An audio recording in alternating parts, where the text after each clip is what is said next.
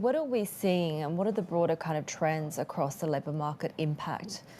Well, as you know, Heidi, it's already very, very tight. But what this is showing us is that even within these specific areas of banking, there needs to be further cuts. So in the case of Credit Suisse, for example, a lot of these cuts are centered around debt sales. So a lot of this is, the typical plain vanilla bond trading desk kind of activity, where they're just saying, listen, this is part of our overall global strategy of cutting back our workforce anyway, but we need to trim down positions in that area. In the case of Wells Fargo and the news we heard there, it's more related to the mortgage market, the fact that things are getting a little bit hotting up there. It's getting even tighter going into next year.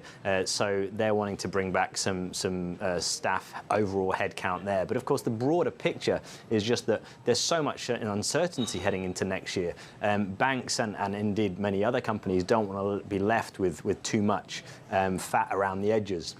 So they're being proactive. They're using this as the way to kind of trim down those positions heading into next year. Not just positions, but also bonuses.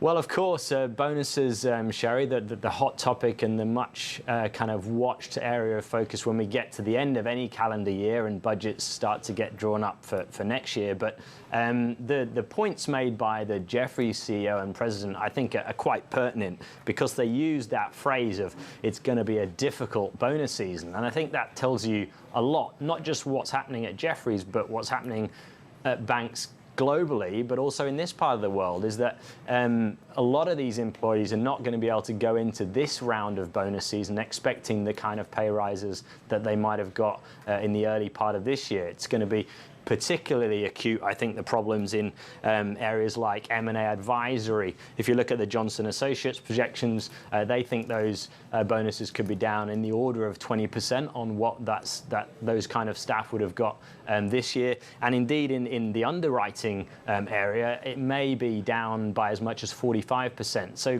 clearly material differences in bonuses this year heading into next year compared to what staff in these areas have been kind of receiving in the last year or two. It's such a far cry given the battle for talent that we saw post-pandemic, right? What sort of thematic are we looking at when it comes to staffing going into next year?